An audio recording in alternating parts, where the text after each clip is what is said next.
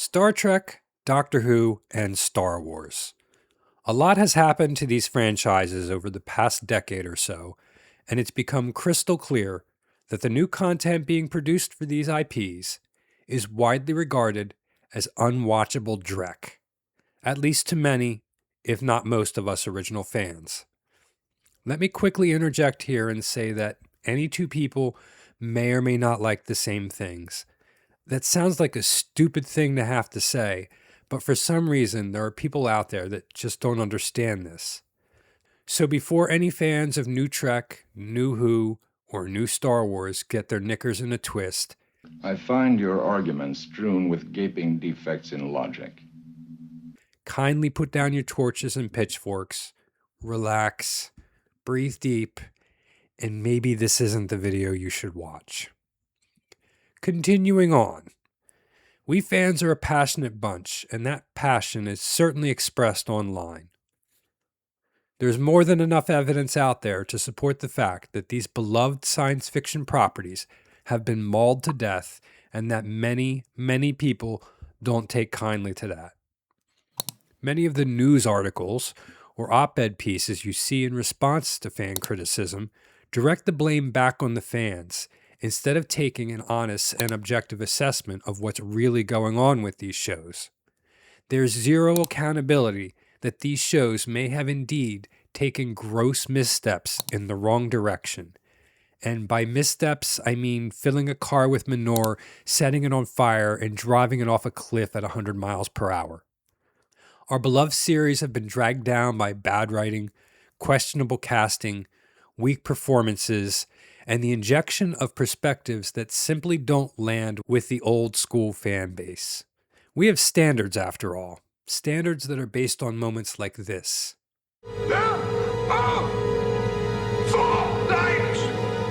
And this. I don't want to go. And of course, this. Live long and prosper. God damn, that gets me every time.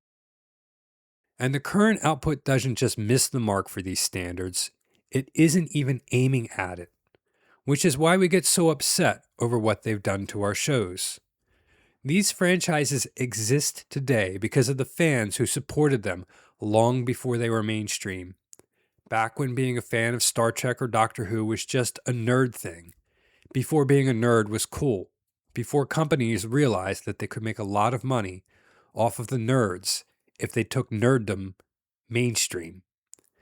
Let's start our examination with Star Trek, a beloved franchise that has taken a long walk off a short pier. Sure, the older shows had their share of corniness and camp, whether we're talking TOS, Next Gen, DS9, or Voyager. None of them were flawless, and the entire first season of Next Gen isn't exactly must-watch TV. But taken as a whole, these shows were remarkably well done, which is why they have stood the test of time. Every Trek fan has their favorites, their captain, their engineer, their doctor. Maybe it's Scotty, O'Brien, or Geordi. Maybe it's Kirk, Picard, Sisko, or Janeway. Maybe it's all of them. Those series were well written, well cast, and well acted.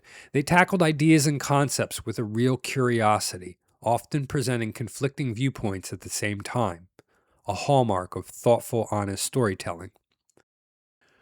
The new wave of Trek content has been nothing but disappointing. Each show is one miss after another. Picard should have been so much more than it was, and only found its footing in its third season. Lower Decks was an interesting concept, focusing on the lower ranking officers, but the show is juvenile and aimed at children, which is interesting for Star Trek because it's never gone after a younger demographic like that before. While I'm sure the original animated series was enjoyable for kids back when it originally aired, it's a much more mature show. And I get it, they want to hook an audience in when they're young to help grow a new crop of lifelong fans. And for anyone out there that enjoys Lower Decks, I get it. I watch a lot of dumb cartoons myself. Strange New Worlds started out really good, it seemed promising, but it lost its footing in Season 2, and by the time Season 3 had rolled around, it lost the plot.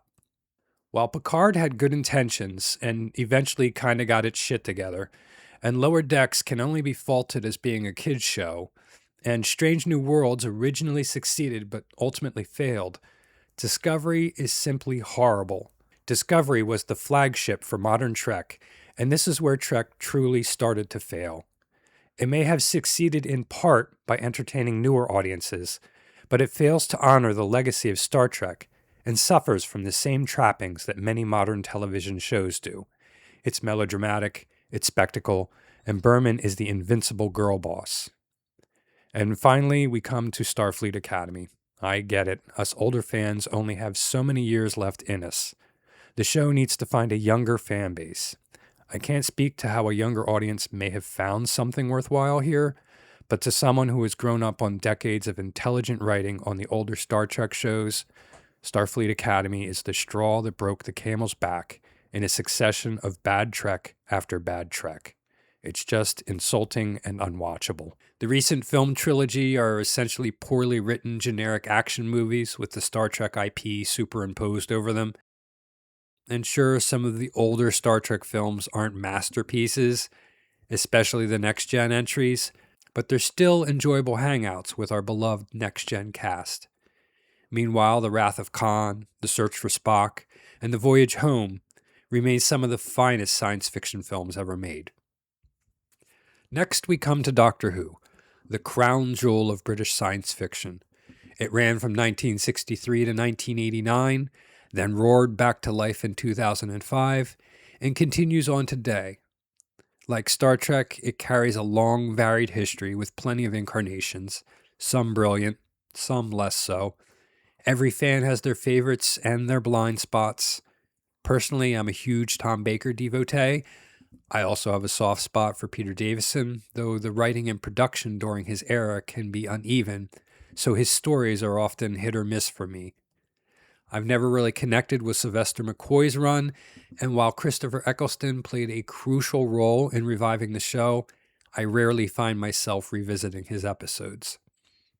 David Tennant and Matt Smith were both fantastic doctors, true fan favorites, and for good reason. As much as I love their performances and the energy of the show during their tenures, that era could sometimes tip into an overly frenetic pace, a sense of self-importance, and a scale that at times felt too grand for its own good. Capaldi and Whittaker are both strong actors in their own right, but by the time their eras arrived, the show itself seemed to be running out of ideas.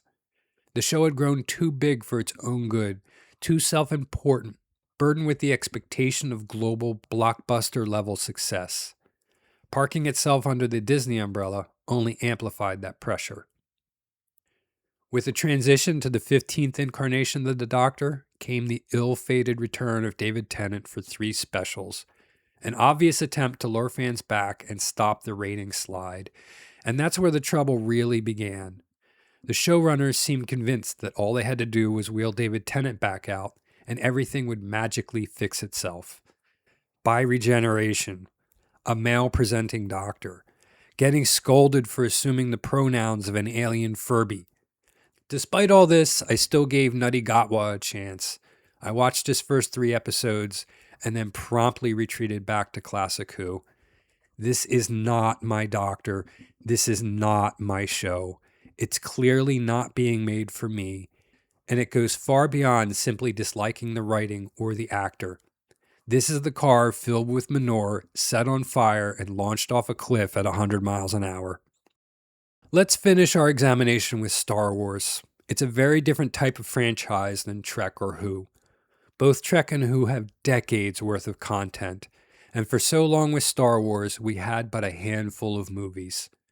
But we're all certainly aware that the original Star Wars trilogy burned as bright as 1,000 suns and took over the world in a way that Trek or Who hadn't managed to do. But the lack of Star Wars content was quickly remedied when Disney bought the franchise and churned out a series of forgettable Star Wars shows that suffered more from bad writing than anything else.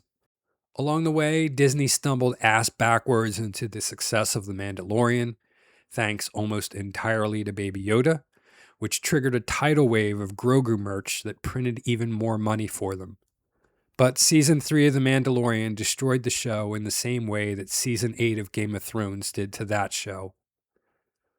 Also along the way, Disney also somehow agreed to give Tony Gilroy well over $500 million to make Andor, the one shining diamond in an otherwise bleak and ill-conceived series of Star Wars shows.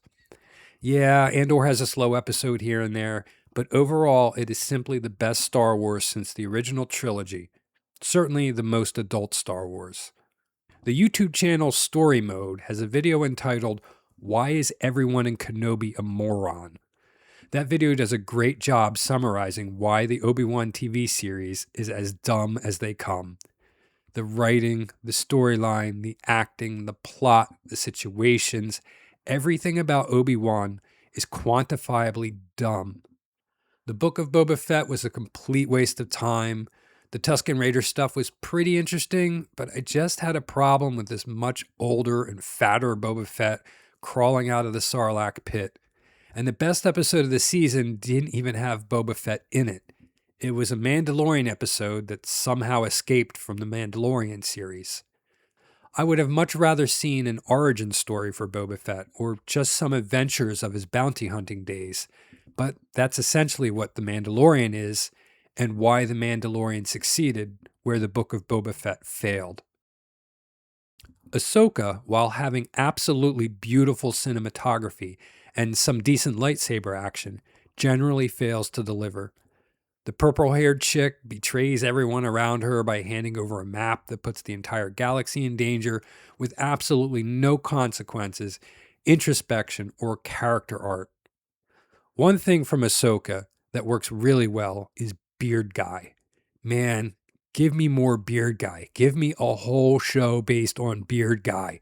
Beard Guy is badass.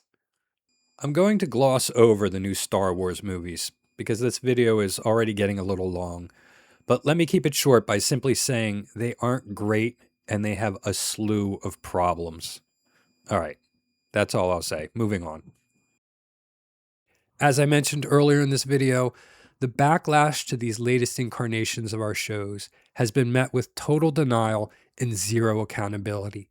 Instead of addressing legitimate criticism, the response has been to label fans as toxic, sexist, racist, or phobic. None of that is true, and calling us phobic is especially absurd.